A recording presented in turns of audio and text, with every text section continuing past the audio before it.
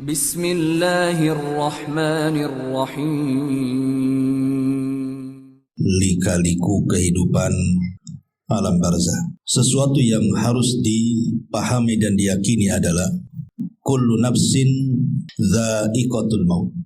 Setiap jiwa itu pasti mengalami dan disentuh dengan kematian. Siapapun dia, tidak orang baiknya, tidak orang jahatnya, tidak para nabi, tidak pula orang-orang sombong, semua tersentuh dengan kematian. Hatta Namrud sekalipun yang mengatakan di hadapan Ibrahim, ana uhyi wa umi. Kata Namrud, saya bisa menghidupkan dan bisa mematikan. Pertanyaannya, di mana Namrud sekarang? Yang katanya dia bisa menghidupkan dan mematikan, mati juga dia. Artinya tidak ada yang selamat dari kematian. Sehingga Allah Subhanahu wa taala sampai mengatakan, ainama takunu yudrikumul mautu walau kuntum fi burujim musayyadah. Dimanapun kalian berada, kematian itu pasti mengejar kalian, walaupun kalian di balik benteng yang sangat kokoh sekali. Artinya tidak ada manusia yang selamat dari kematian. Dan kematian itu satu, yang banyak itu sebabnya. Karena orang mati itu kan sebabnya macam-macam. Ada yang ketabrak mati, ada yang terkena runtuhan mati, ada yang tenggelam mati, ada yang dibunuh mati, ada yang tidak ngapa-ngapain duduk di kursinya aja dia bisa mati. Jadi yang bermacam-macam itu sebabnya. Matinya satu. Lah kematian itu sebenarnya hanya perpindahan alam saja. Dari alam dunia menuju alam barzah. Disitulah ada benteng yang disebut dengan barzah. Benteng inilah yang menjadikan kehidupan setelah kematian itu menjadi gaib bagi kita. Makanya tidak bisa kita menembus alam barzah. Umpamanya sengaja kita letakkan CCTV, taruh di kuburan, kemudian kita sambungkan di handphone kita atau mungkin di laptop kita. Kemudian kita baca hadis, katanya ada malaikat mungkar dan nakir. Sampai buta mata melihat CCTV itu, nggak akan nampak mungkar nakir itu. Karena tidak bisa disamakan perkara gaib dengan perkara nyata. Perkara gaib itu cukup diimani, bukan diteliti. Karena tidak bisa meneliti perkara gaib, bagaimana caranya? Pandangan kita saja terbatas, sampai di mana kita memandang, apalagi perkara gaib. Maka kenapa di antara ciri orang yang beriman di permulaan surah Al-Baqarah itu, alladzina yu'minuna bil ghaib, orang yang beriman betul dengan adanya yang gaib. Tapi yang ingin kita bahas di siang ini adalah apakah orang-orang yang sudah meninggal itu, ada beberapa poin. Pertama, apakah orang-orang yang meninggal itu merindukan kita? Jadi kalau kita datang ziarah kubur, apakah mereka rindu dengan kita? Yang kedua, apakah mereka bisa mendengar apa yang kita ucapkan di atas kuburan itu? Yang ketiga, apakah kalau seandainya keluarga kita meninggal duluan, kemudian kita menyusul, kemudian ruh kita dengan ruh mereka akan saling menziarahi? Kemudian juga yang keempat, apakah kalau seandainya kita ini sedang tidur, ruh kita keluar dari jasad kita bisa berjumpa dengan ruh-ruh yang ada di kuburan? Karena ada kan orang bercerita, saya ketemu ibu saya. Di mana? Dalam mimpi. Apakah mungkin ruh seseorang yang sedang tidur berjumpa dengan ruh yang sudah meninggal? Kemudian berjumpa. Dan tentu yang tak kalah pentingnya adalah amalan-amalan yang bermanfaat bagi si mayat. Dan apakah juga orang-orang yang sudah meninggal bisa tersakiti dengan kita yang masih hidup? Dan macam-macam persoalan yang kita akan singkap nanti ke depan ini. Ma'asyiral muslimin wal muslimat rahimani wa rahimakumullah. Nabi SAW ketika menziarahi atau ketika mengantarkan jenazah bersama para sahabat, dan jenazah itu sudah dikubur, apa kata Nabi SAW? Istaghfiru li akhikum fa innahul an yus'al. Atau istaghfiru li akhikum wasalu lahu at-tathbit fa innahul an yus'al. Kata Nabi SAW, mintalah kepada Allah ampunan supaya orang yang sudah dikebumikan ini diampuni dosa-dosanya. Dan mintalah kepada Allah ketetapan supaya dia bisa menjawab pertanyaan mungkar dan nakir alias fitnah kubur. Karena sekarang dia lagi ditanya, kata Nabi. Kemudian kalau kita melaksanakan sholat jenazah, Kita tahu bahwa rangkaian sholat jenazah itu ada 4 kali takbir. Takbir pertama baca Fatihah kan gitu. Kemudian takbir kedua baca sholawat Ibrahimiyah. Kemudian takbir yang ketiga membaca doa yang diajarkan Nabi. Kemudian takbir yang keempat bisa diam langsung salam, ataupun bisa kita berdoa dengan doa yang warid dari Al-Quran seperti Rabbana atina fid dunya hasanah atau doa-doa yang lainnya. Tetapi yang ingin saya bahas adalah pada takbir yang ketiga, Nabi SAW mengajarkan kepada kita doa-doa yang disunahkan untuk dibaca. Salah satunya adalah Allahumma gfir lahu warhamhu wa'afihi wa'fu anhu wa akrim nuzulahu wa wasi' madkhalahu, dan seterusnya. Ya Allah, ampuni orang ini yang sudah mati. Ya Allah, rahmati orang ini. Ya Allah, maafkan orang ini. Ya Allah, muliakan kedudukannya. Ya Allah, luaskan kuburannya, dan begitu seterusnya. Dari 2 riwayat ini bisa kita simpulkan bahwa kewajiban kita apabila sedang mengantarkan jenazah dan jenazah itu sudah dikubur, maka ada 3 doa yang dianjurkan seorang muslim dibaca sebelum pulang dari kuburan.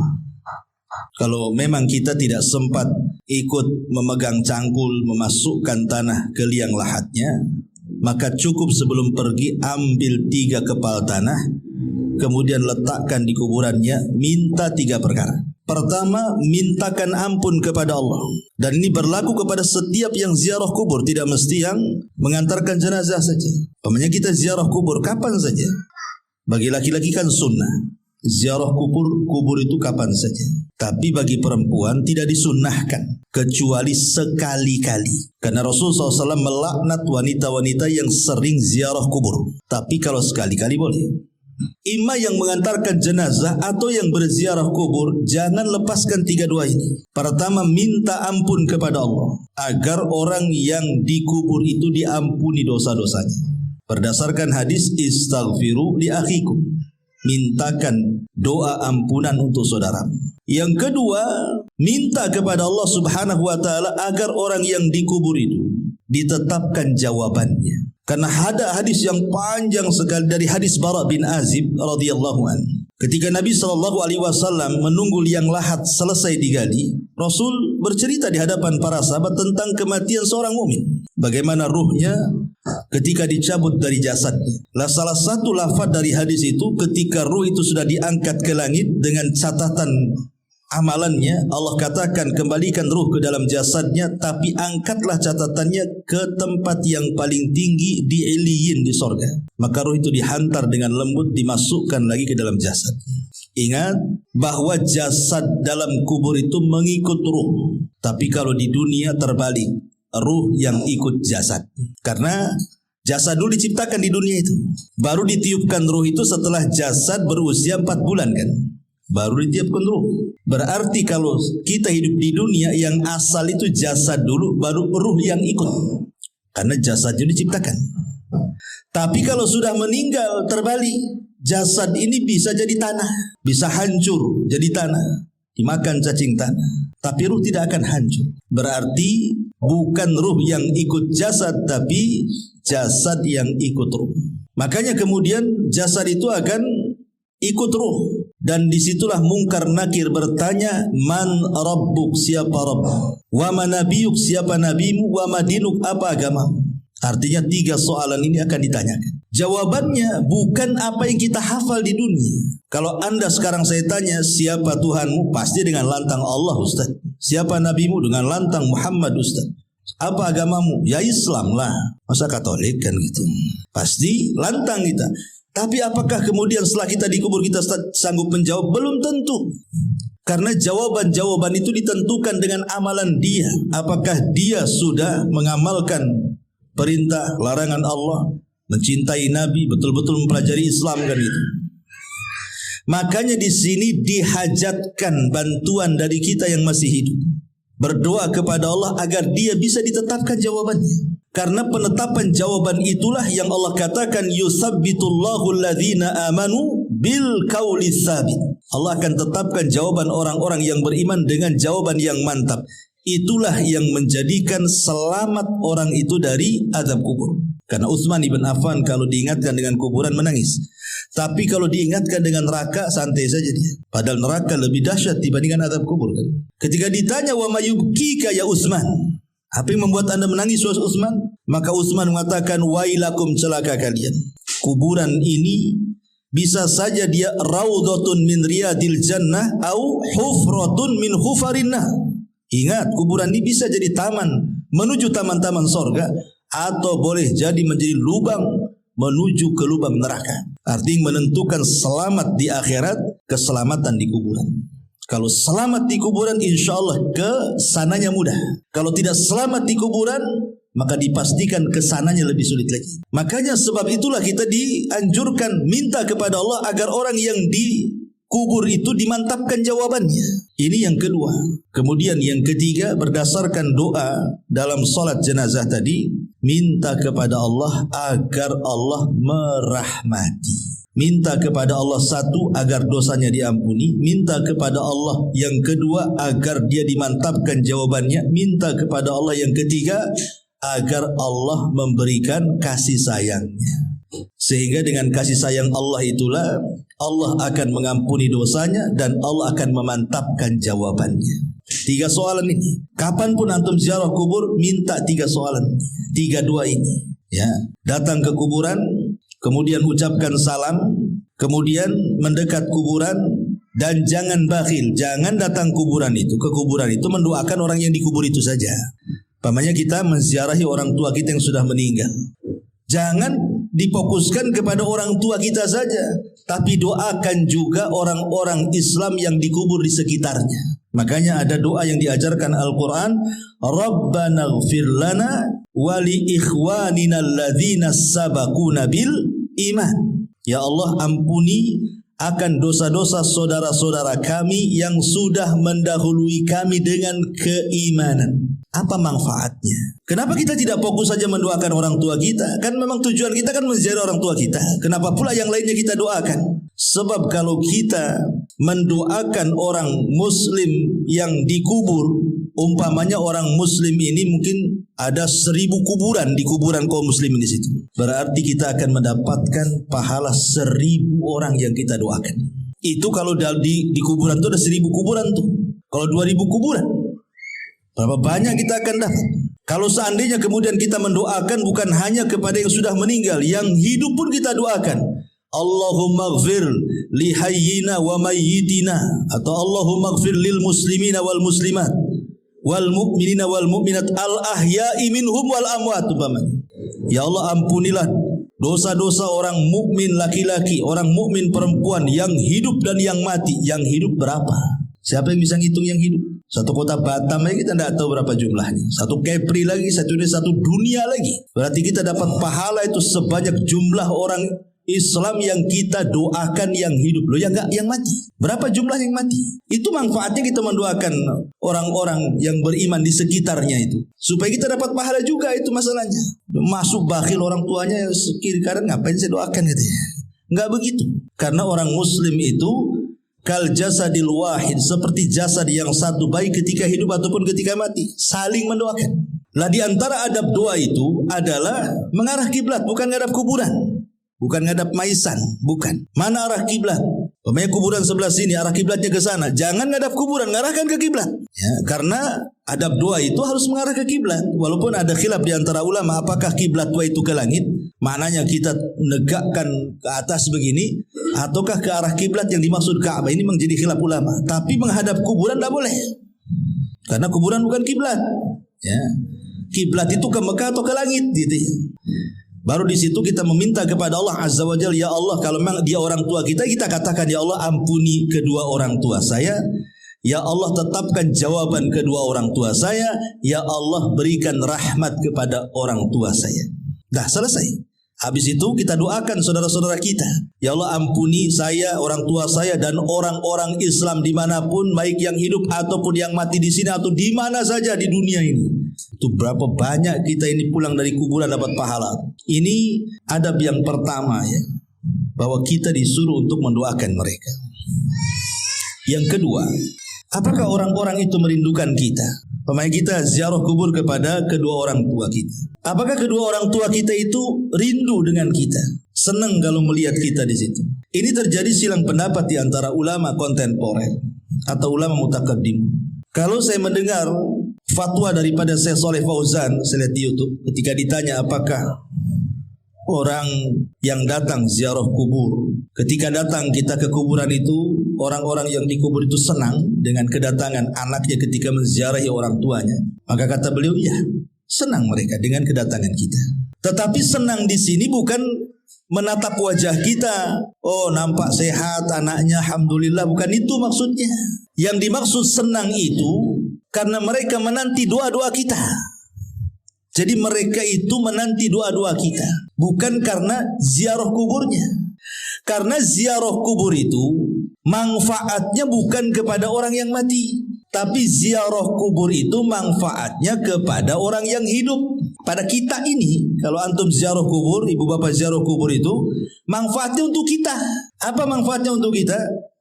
Nabi SAW bersabda, kuntu nahaitukum an ziyaratil kubur fazuruha fa innaha tudzakirukumul akhirah. Dulu kata Rasul, aku larang kalian ziarah kubur. Sekarang boleh. Silahkan ziarah kubur setelah mantap iman para sahabat. Karena di zaman itu kan kuburan jadi ajang maksiat, baik kesyirikan ataupun bid'ah. Makanya Rasul melarang, takut para sahabat terseret kepada maksiat. Tapi setelah kokoh keimanan para sahabat, Rasul mengatakan fazuruha, sekarang kalian ziarah kubur silahkan. Manfaatnya apa? Fa innaha tudzakirukumul akhirah, supaya kalian mengingat akhirat, mengingat kematian dan dilembutkan hati kita di situ.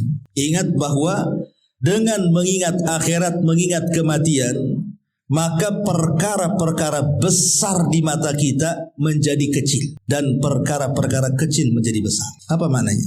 Kenapa mengingat kematian atau mengingat akhirat itu menjadikan perkara besar jadi kecil? Sebab kalau seandainya Anda ini orang paling kaya, sakaya-kayanya di Batam ini, punya istana, punya tanah, punya kendaraan macam-macam lah, nggak ada orang yang lebih kaya dibandingkan Anda ini. Ketika kemudian datang ke kuburan, melihat kuburan, kemudian berpikir saya juga akan mati seperti dia. Apa gunanya kekayaan kalau begitu? Kekayaan apa gunanya? Hidup di istana kalau ingat mati, apa gunanya istana? Mau ditinggal juga.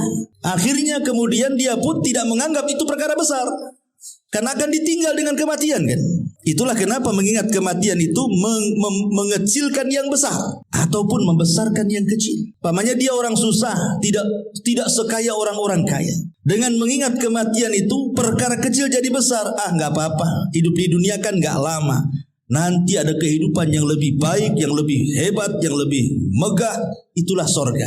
Akhirnya dia tidak memikirkan kemiskinannya. Dari situ muncullah redha dengan pemberian Allah. Ujung-ujungnya ke situ. Dan puncaknya adalah memahami hadis Nabi SAW, man asbaha aminan fi syirbihi mu'afan fi jasadihi walahu qutu yaumihi faka'annama hizat lahu dunya bihadafiriha, kata Rasul.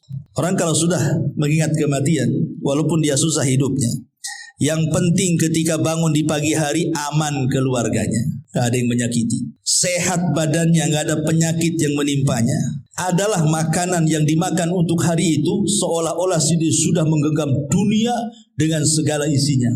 Karena manusia itu di dunia cari apa kalau nggak tiga perkara ini kan? Pertama, aman.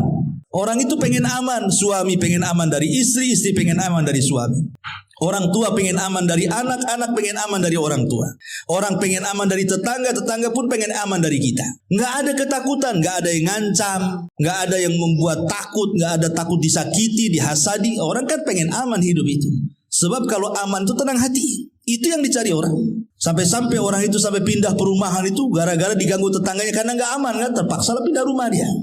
Yang kedua, sehat badannya. Apalagi kalau sudah faktor UU tuh, sudah 40, 50, itu kalau bangun gak ada yang sakit udah senang sekali itu. Tapi kalau bangun pinggang sakit, kaki asam urat, itu stres. Ya, kolesterol naik, stres orang itu. Kemudian juga ada yang dimakan, nggak pusing, yang dimakan sudah ada, yang diminum ada. Apa yang dicari orang itu kan cuma 3 perkara. Sebab satu lolos dari 3 perkara ini nggak aman hidup itu. Contoh mamanya, badan sehat, ya kan? Tapi tidak aman. Istri disakiti suami, suami disakiti istri, nggak kerasan hidup itu. Walaupun sehat badannya. Ataupun mungkin oke lah dia harmonis rumah tangganya, anak-anaknya baik-baik, tetangganya oke-oke. Stroke pula lah dia. Stres juga, ya. Oke lah, sehat badannya, aman semuanya, tak ada yang dimakan pula dia. Stres juga hidup itu. Nah kalau tiga-tiganya sudah ada, tenang hidup di dunia. Itulah yang dikatakan menggenggam dunia, itulah karena tiga perkara ini yang dicari manusia. Makanya kemudian kalau orang ingat mati itu, perkara besar menjadi kecil, perkara kecil menjadi besar. Karena berujung dari mengingat kematian berakhir dengan redho dengan pemberian. Awalnya ingat mati, ujungnya apa? Redho dengan pemberian. Kita akan mati juga, mengapain juga sibuk-sibuk. Tenang jadinya hati. Itulah tujuan ziarah kubur itu. Makanya ini bapak-bapak ini kalau sudah kasih mak-maknya ajak shopping, belokkan aja ke Tamiang. Ya, ajak yuk kita ke Top Cepe Batu Aji, tapi ngarahnya ke kuburan Tamiang. Ini bu, Top Cepenya ada di sini, gitu. Mau mati atau mau hidup kan itu. Supaya lembutlah hati itu. Jangan asih dunia terus. Jadi ziarah kubur itu manfaatnya untuk siapa? Untuk kita yang berziarah, bukan untuk orang mati. Orang mati itu bermanfaat kalau kita berdoa. Doanya itu yang manfaat. Itulah yang membuat penghuni kubur senang dengan kedatangan kita maksudnya. Ini satu pendapat, ya. Tetapi Syekh bin Baz rahimahullah ta'ala yang saya baca dalam fatwanya, dia tawakuf dalam masalah ini. Apakah kemudian kalau kita ziarah kubur, penduduk kubur itu senang atau tidak senang? Kita tidak bisa mengatakan iya ataupun tidak. Karena ini perkara gaib masalahnya. Perkara gaib itu tidak bisa ditetapkan kecuali dengan dalil. Kalau tidak ada dalil, tawakuf. Tapi yang jelas bahwa okelah kita tidak mengatakan dia senang ataupun tidak senang. Tapi yang namanya doa bagi para peziarah kubur untuk para penghuni kubur itu, itulah yang disepakati para ulama sampainya pahala kepada orang yang meninggal. Kan amalan-amalan nanti saya jelaskan. Amalan-amalan itu kan banyak tuh yang bermanfaat kepada untuk orang yang sudah meninggal itu. Tetapi dari seluruh amalan itu yang ada 8 tuh ataupun 10 amalan itu, yang disepakati cuma 2. Maksudnya tidak ada khilaf ulama. Kalau kita lakukan pasti sampai kepada orang yang meninggal. Apa itu? Pertama doa dan yang kedua sedekah. Cuma 2 ini. Ini sepakat. Tidak ada khilaf ulama. Adapun menghajikan orang yang sudah meninggal, korban untuk orang meninggal, baca Quran untuk orang meninggal, ini masih khilaf. Ada perselisihan ulama. Ada yang mengatakan sampai, ada yang mengatakan tidak sampai, wallahu a'lam. Tapi yang disepakati jelas-jelas dalilnya berdasarkan nas gitu ya. Doa pasti sampai. Yang kedua sedekah pasti sampai. Kenapa? Karena ada hadisnya. Idza mata ibnu Adam in qata amaluhu illa min salasin. Sadaqatin jariyah. Lihat sedekah yang mengalir. Kemudian au ilmin yuntafa'u bihi, ilmu yang bermanfaat, au waladin salihin yad'u, anak yang soleh yang mendoakan. Maka sedekah dan doa itu sepakat sampai. Jadi kalau kita ingin ngirim pahala kepada orang yang meninggal, yang jelas-jelas ini berdoa, tidak mesti di kuburan. Doa itu di mana saja akan sampai, dan jangan diyakini doa di kuburan lebih sampai dibandingkan doa di masjid. Tidak ada keyakinan seperti ini.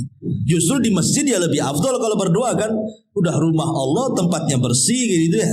Tapi ziarah kubur itu berdoa di situ ada nilai plusnya, mengingat kematian, melembutkan hati, mengingat akhirat. Makanya di antara salam kepada penduduk kuburan itu salah satu lafadznya wa inna bikumul lahikun, kami juga akan menyusul kalian, kami juga akan sampai seperti kalian. Jadi terjadi silang pendapat di sini ya.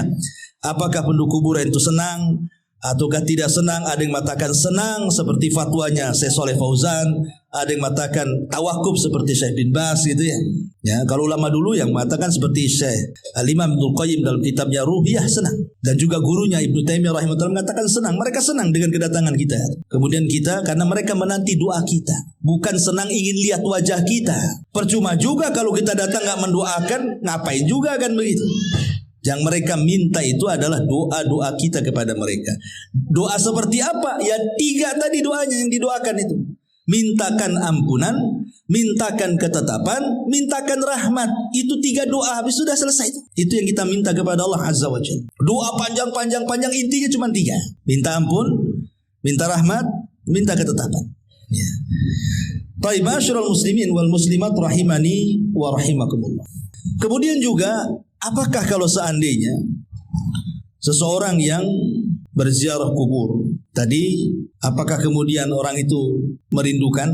Nah, sekarang pembahasan selanjutnya, apakah kalau kita ini datang ke kuburan kemudian kita berbicara sesuatu dengan orang yang dikubur itu, mereka mendengar pembicaraan kita ataukah tidak? Ini juga menjadi polemik para ulama. Apakah si mayat itu mendengar orang yang hidup ataukah tidak mendengar orang yang hidup? Taib. Pertama, bahwa sebagian ulama mengatakan mereka mendengar. Seperti Imam Ibnul Qayyim rahimahullahu ta'ala mengatakan mendengar dalam kitab. Alasannya satu, karena ada hadis Nabi SAW terdapat dalam Sahih Bukhari Muslim. Nabi SAW mengatakan tentang orang yang sudah meninggal. Apa kata Rasulullah? Innahu la yasma'u safqa ni'alihim idan saraf. Jadi orang-orang yang dikubur itu mendengar suara langkah terompah kita itu, suara sandal kita itu mereka dengar. Sampai kemudian sayup-sayup kita keluar dari kuburan baru hilang, baru mereka tidak mendengar lagi. Jadi ada nas bahwa mereka mendengar suara terompah. Berarti kan mendengar mereka. Ini satu riwayat. Riwayat yang kedua, ketika terjadi perang Badar, banyak tokoh-tokoh musyrik itu dibantai oleh kaum muslimin. Seperti Abu Jahal atau Amr ibn Hisham, kemudian Umayyah ibn Khalaf, kemudian Syaibah, kemudian Al-Walid. Banyak tokoh-tokoh Quraisy itu yang meninggal di perang Badar. Lah ketika kemudian bangkai-bangkai tokoh-tokoh musyrik ini akhirnya diletakkan di sebuah lubang, sebuah sumur, dilempar ke dalam lubang. Tiba-tiba kemudian Nabi SAW mendekati lubang Badar itu, yang di situ bangkai-bangkainya orang-orang tokoh-tokoh musyrik sekelas Abu Jahal, Umayyah dan CS dan yang lainnya itu. Tiba-tiba Nabi SAW ngomong pula di sumur itu. Apa kata Nabi SAW?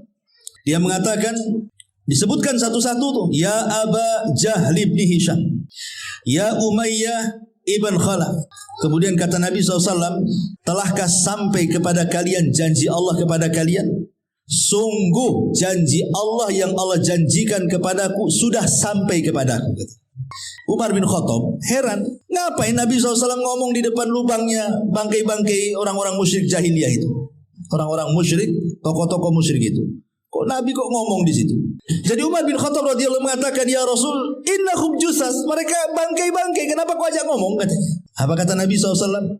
Di hadapan Umar bin Khattab, walladhi nafsi biyadi, ma anta bi asma lima aqulu minhum, walakinnahum la yaqdiruna an yujib. Hei Umar, engkau tidak lebih mendengar daripada aku tentang mereka. Aku ngomong itu mereka dengar, tapi mereka tak bisa jawab, katanya. Artinya kan mereka dengar di sini. Karena Rasul ngajak ngobrol di situ. Ya, makanya Umar mengatakan, engkau bangkai kau diajak bicara, katanya. Maka Rasul tidak. Kau tidak lebih dengar daripada aku, kata Rasul. Demi zat yang jiwaku berada di tangannya, engkau tidak lebih mendengar daripada aku, kata Rasul. Tapi mereka tidak sanggup jawab saja. Kemudian juga dalil yang ketiga, kita disuruh mengucapkan salam. Kata Nabi SAW, Qulu assalamu alaikum dara qaumi mu'minin wa inna insya'allahu bikum lahikum. Ucapkan kalau kalian masuk kuburan, keselamatan bagi kalian wahai penduduk kubur dari kalangan orang-orang yang beriman, dan insyaallah kami pun akan menyusul kalian. Mengucapkan salam berarti harus dijawab tuh. Berarti kalau kita mengucapkan salam berarti mereka mendengar salam kita. Dan ada beberapa dalil yang menunjukkan bahwa mereka mendengar. Tapi bagi kelompok yang mengatakan tidak, mereka tidak dengar, mereka berdalil dengan surah Fatir ayat 22. Allah Subhanahu wa taala mengatakan, "Wa ma anta bimusmi'in man fil kubur." Hei Muhammad, engkau tidak bisa memperdengarkan orang-orang yang di kuburan itu. Ini Quran mengatakan engkau tidak bisa memperdengarkan orang-orang yang di kuburan, surah Fatir 22 itu. Dan Allah juga mengatakan, innaka la tusmi'ul maut, engkau tidak bisa memperdengarkan orang yang sudah mati. Ini dua nas Quran ini menunjukkan bahwa orang yang dikubur tidak mendengar apa yang ada di atas kubur karena mereka sedang sibuk. Orang yang dikubur loh sedang sibuk. Kalau mereka orang kafir sibuk di azab, mana bisa dia ngerekan kita yang ada di kubur? Dia sedang diazab. Kalau dia mendapatkan nikmat kubur, dia sedang bersenang-senang dengan nikmatnya. Lebih nikmat di kuburan daripada senikmat-nikmatnya orang nikmat di dunia. Ngapain pula direken orang di atas kuburan? Artinya di sini ada kelompok yang mengatakan mendengar, ada kelompok yang mengatakan tidak mendengar. Wallahu a'lam. Kita tidak bisa mengatakan mendengar, kita tidak bisa mengatakan tidak mendengar, tetapi yang jelas bahwa kita tetapkan yang berdasarkan nas saja. Mereka mendengar, tetapi yang berdasarkan dalil. Maksudnya begini, yang berdasarkan dalil itu. Contoh seperti tadi, mereka mendengar suara sandal. Ini konteksnya apa? Konteks hadis bahwa orang-orang yang dikubur itu mendengar suara sandal, ini bicara soal ketika kita mengantarkan jenazah. Apabila kita mendengarkan jenazah, kemudian jenazah itu dikubur, kemudian kita pulang, mereka masih mendengar suara sandal kita. Apakah setelah kemudian kita pulang kemudian ziarah kubur dengar lagi suara sandal? Ya enggak juga kan begitu. Artinya konteksnya hanya ketika menguburkan saja mereka dengar. Apakah mereka mendengar seterusnya? Itu Allahu a'lam. Ataupun ketika kita mengantarkan jenazah dari rumah menuju kuburan. Kalau dia orang yang beriman, maka dia mengatakan kepada orang pengantar-pengantar itu, mengatakan apa? Segerakan aku, segerakan aku. Qaddimuni, qaddimuni. Nah, kan? Karena dia mendengar suara orang yang mengantarkan dia ke kuburan kan. Tapi kalau dia orang jahat, dia mengatakan, wailakum aina tadhhabun. Celaka, kau mau pergi kemana aku ini katanya. Mau dibawa kemana aku ini katanya. Dia mendengar. Ya. Nah, itulah yang dinaskan. Jadi maksudnya di sini, apakah mereka mendengar seterusnya ataukah mendengar sesuai dengan nas? Menurut Syekh Utsman Khamis yang saya dengar di YouTube, bahwa kalau melihat dalil yang mereka mendengar secara nas saja, tidak seterusnya mendengar. Ya, walaupun kita tidak menafikan ada yang berpendapat mendengar terus. Kalau kita datang dan kita bicara mereka tahu. Ada yang mengatakan sama sekali tidak mendengar. Intinya ini menjadi ranah khilaf ulama. Ya. Tapi yang selamat adalah kita tidak mengatakan mendengar, ya kita juga tidak mengatakan tidak mendengar. Kita ikut dalil saja. Wallahu a'lam. Ini perkara yang kedua. Yang ketiga, apakah orang yang tidur kemudian bangun cerita dia, saya tadi mimpi ketemu ibu saya. Kan ada yang gitu tuh ya. Ketemu ayah saya, ngajak ke pasar beli soto kan. Tapi dalam mimpi. Mungkin gak ruh kita yang sedang tidur berjumpa dengan ruh yang sudah meninggal itu? Mungkin gak gitu pertanyaannya di sini? Maka dijelaskan oleh para ulama, lam yathbut fi hadza syai'un. Ini saya menukilkan perkataan Syekh bin Baz ya. Memang tidak ada dalil sama sekali tentang hal ini, bahwa ruh orang yang tidur bisa berjumpa dengan ruh orang yang sudah meninggal. Tetapi kata Syekh bin Baz, innama dzakara ba'du ahli ilmi annal arwaha fin naumi qad taltaqiya bi arwahil amwat. Tapi kata Syekh bin Baz secara dalil memang tidak ada. Saya belum mendapatkannya kata beliau. Tetapi ternukilkan dari kalangan ahli ilmi, maksudnya kalangan ulama, bahwa ruh-ruhnya orang yang tidur itu bisa berjumpa dengan ruh-ruhnya orang yang sudah meninggal.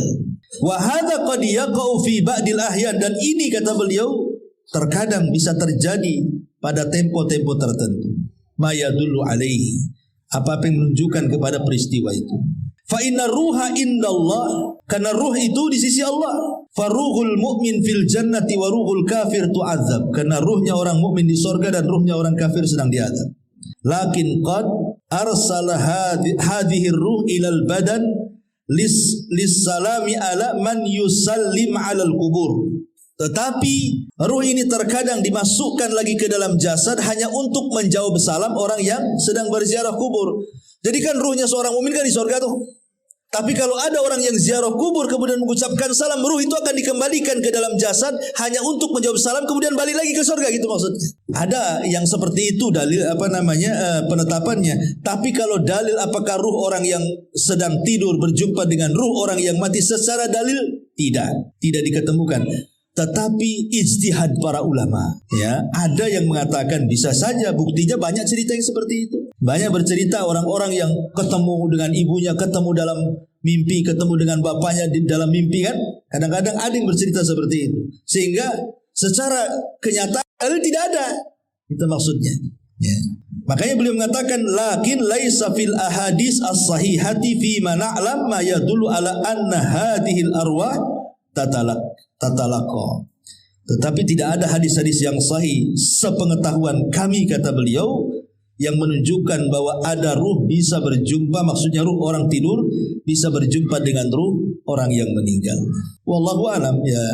Tapi kalau kita melihat pendapat Imam Ibnul Qayyim yang disebutkan dalam kitab Ruh, dzakara syai'an katsiran fi hadzal ma'na. Beliau menyebutkan panjang lebar tentang masalah seperti ini, dan beliau di antara ulama yang berijtihad memungkinkan ruhnya orang yang tidur berjumpa dengan ruhnya orang yang sudah meninggal. Wallahu a'lam. Ya ini kalau sesama ruh, yang satu di dunia, satu di kubur. Sekarang yang sama-sama di kubur. Orang tua kita meninggal, kemudian kita meninggal. Apakah ruh kita akan berjumpa, saling berziarahi satu dengan yang lainnya? Ada sebuah hadis.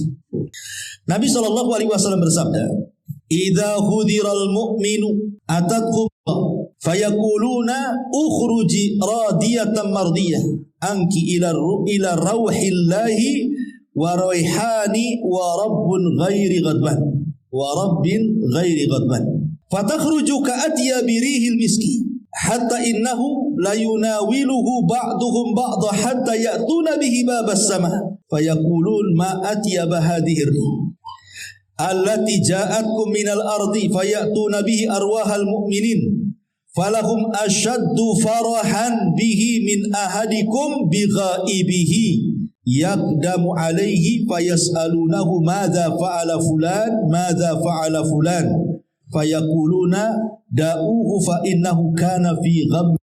Apabila seorang mukmin telah mendekati ajalnya, para malaikat rahmat datang menemuinya dengan membawa sutra putih. Mereka berkata, keluarkan ruh dengan redha dan diridhoi Allah menuju rahmat Allah, baunya harum dan Rabb yang tidak pernah murka. Lalu ia keluar dengan bau misik yang paling harum, sehingga sebagian mereka berebut dengan sebagian yang lainnya, maksudnya para malaikat, untuk mendapatkannya. Kemudian mereka membawa hingga pintu langit. Penduduk langit berkata, alangkah harumnya bau yang kalian bawa ini dari bumi, ini ruhnya siapa? Lalu mereka datang dengannya menemui ruh kaum mukminin. Mulai di sini Said gini. Kemudian ruh ini yang baru datang menemui ruhnya kaum mukmin yang sudah meninggal sebelumnya. Mereka kemudian bergembira. Jadi ruh-ruh yang sudah meninggal sebelumnya, mereka bergembira dengan kedatangan tamu yang baru. Kemudian salah seorang ruh yang sudah lama meninggal, mereka pun berjumpa. Seolah-olah mereka lama tidak berjumpa, kemudian berjumpa dan mereka merasa senang. Lalu mereka bertanya kepada ruh yang baru datang ini, apa yang telah dilakukan oleh si fulan yang masih hidup itu? Maka ruh-ruh yang lainnya berkata, jangan ganggu dulu, biarkanlah ia, karena dahulu ia terlena dengan kehidupan dunia, dan begitu seterusnya. Artinya di sini mereka saling berjumpa kan? Ya, dalam hadis ini mereka saling berjumpa. Hadis ini memang dikeluarkan Imam Nasai, dan hadis ini disahihkan oleh Syekh Nasiruddin Al-Albani rahimahullah ta'ala.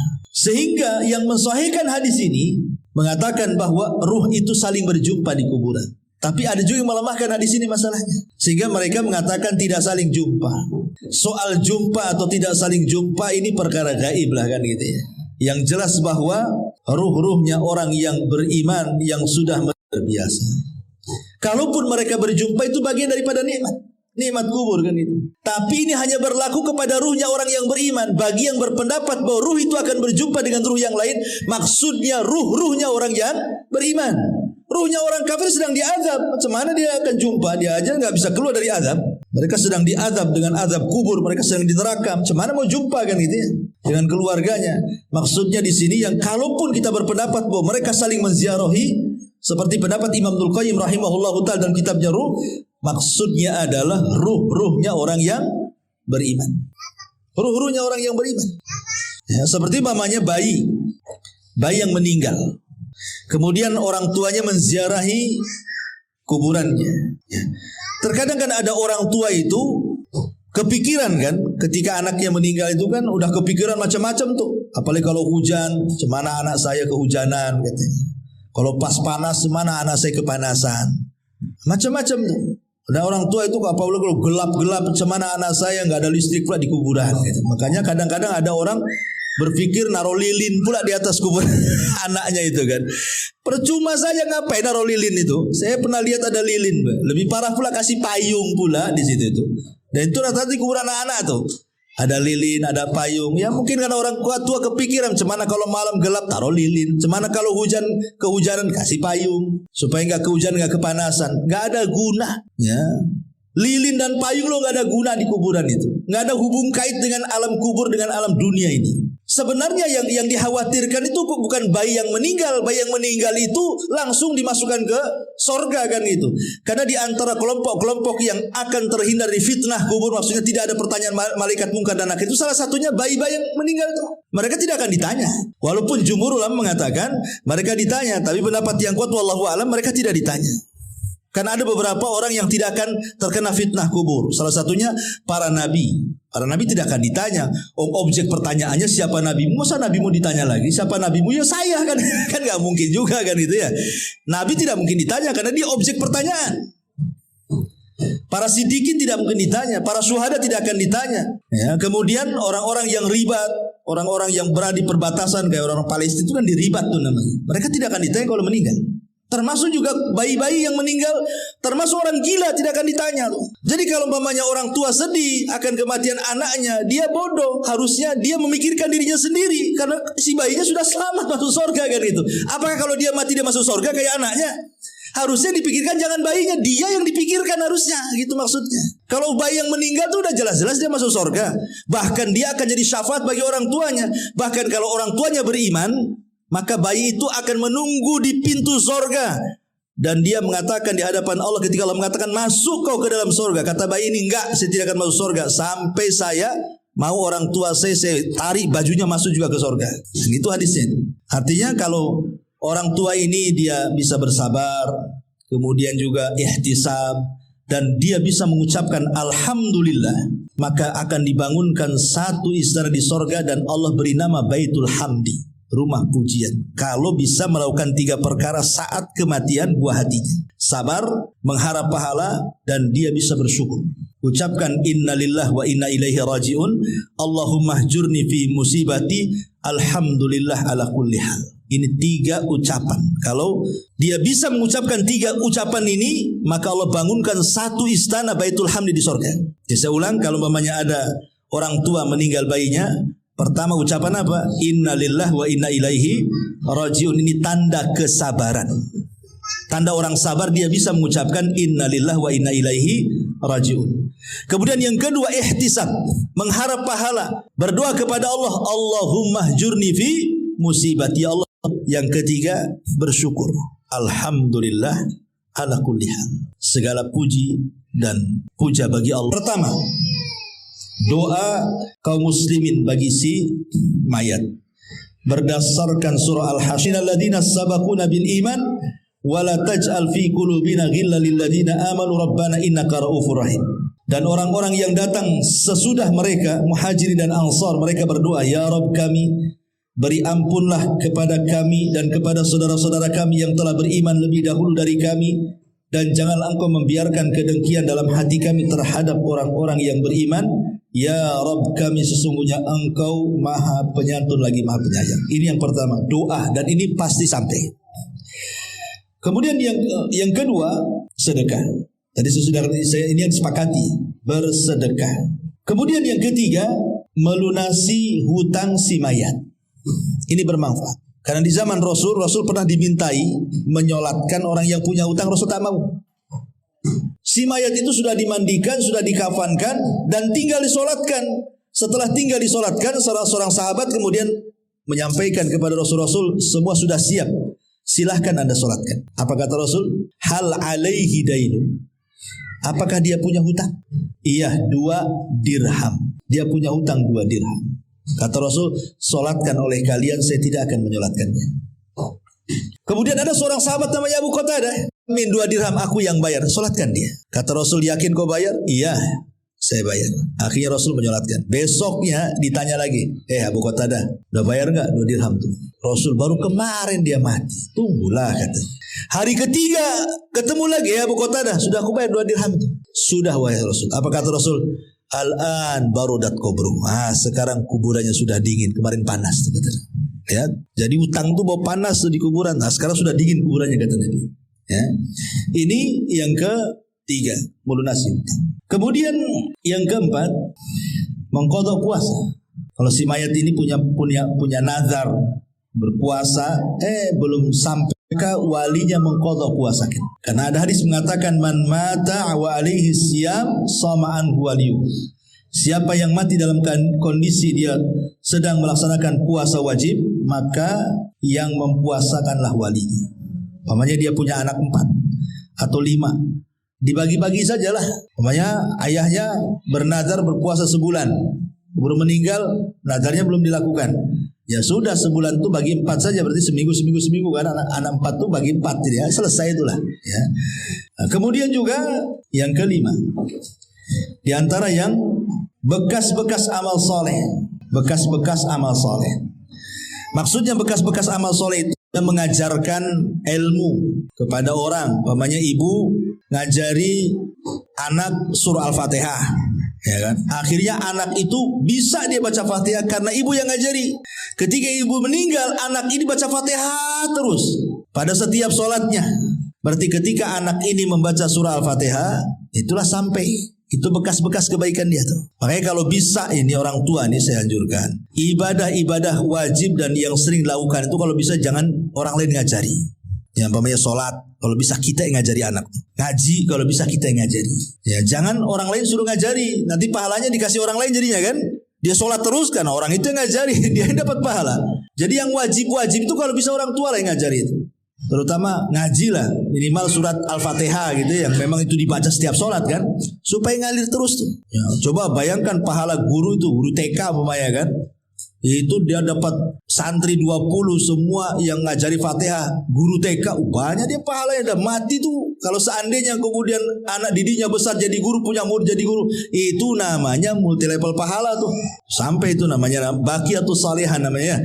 Bekas-bekas amal soleh itu akan sampai kepada si mayat. Artinya di dalam hadis itu au ilmun yuntafau bihi, atau ilmu yang bermanfaat namanya ya, itu baqiyah shalihah. Kemudian juga yang bermanfaat adalah menghajikan.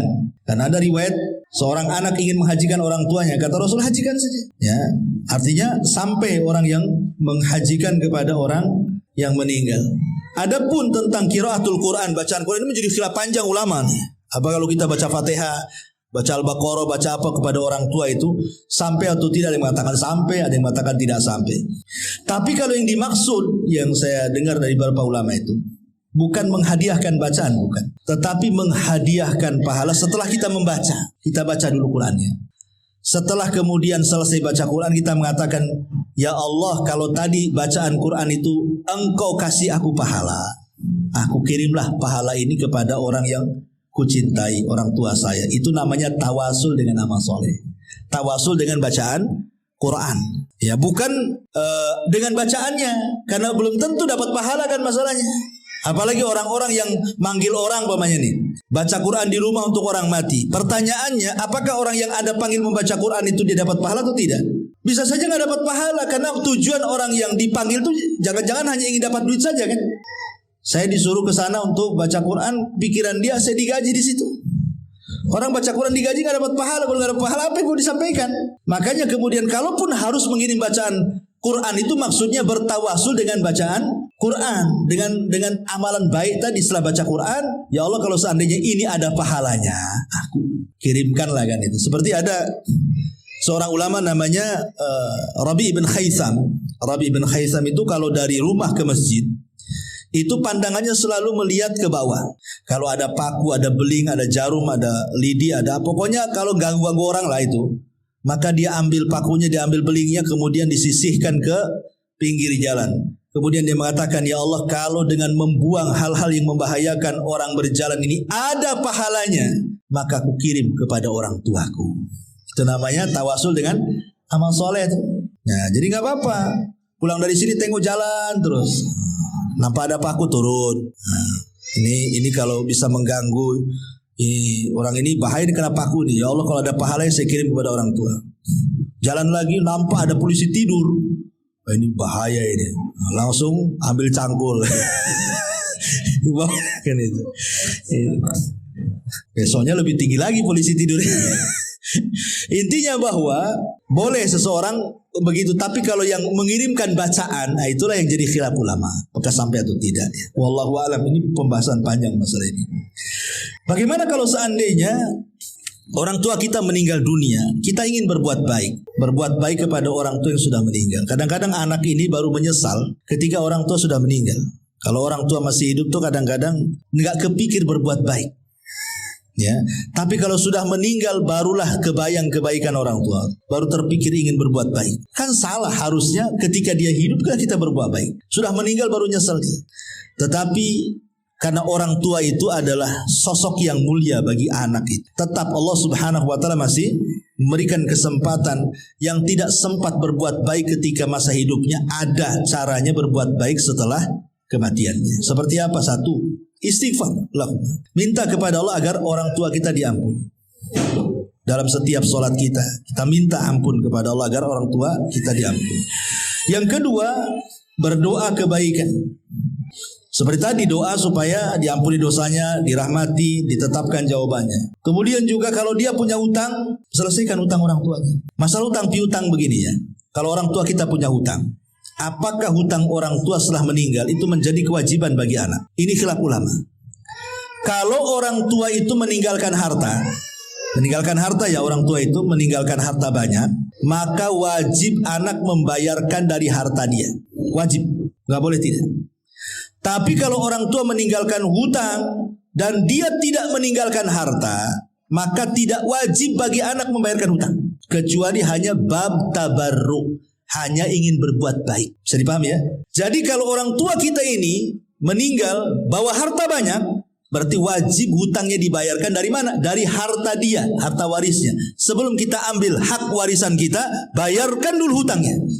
Tapi kalau orang tua kita miskin, hutangnya banyak, apakah kewajiban anak yang dia kaya karena hasil dia bukan karena warisan orang tuanya wajib membayarkan? Tidak wajib. Ingat, tidak wajib. Tetapi membayarkan itu masuknya bab tabarruk. Bab tabarruk itu artinya dalam bentuk berbuat baik kepada orang tua. Karena saya di dunia kurang berbuat baik kepada orang tua saya. Sekarang orang tua saya sudah meninggalkan hutang, dah apa-apa pakai uang saya. Tapi kalaupun tidak dibayar dari harta kita tidak ada masalah, karena bukan kewajiban. Karena kewajiban itu diambil dari harta waris. Ya, ini harus dipahami.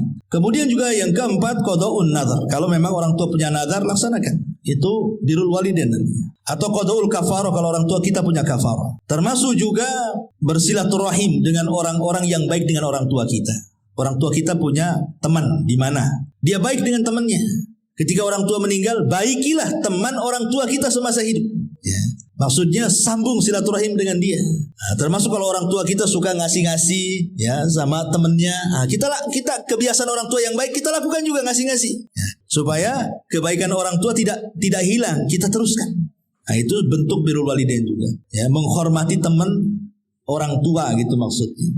Termasuk juga berbuat baik kepada orang tua adalah ingat kebaikannya. Oh betul juga kata orang tua, kenapa dulu orang tua saya keras dengan saya rupanya ini. Nah, ingat dia akhirnya kan dengan kebaikan orang tua. Nah, dengan itu akhirnya hilanglah dendam-dendam anak kepada orang tua. Kalau ingat kebaikannya, hilang tuh dendam itu. Ya, karena ada anak yang nggak tahu itu sampai mati orang tuanya masih dendam, nggak mau ziarah kubur tuh. Ya. Mau apa sih ziarah kubur? Waktu hidup aja malas ya nengok muka dia. Nah itu ada durhaka itu. Ya. Jadi ini diantara pembahasan yang bisa kita bahas. Ya. Wallahu alam.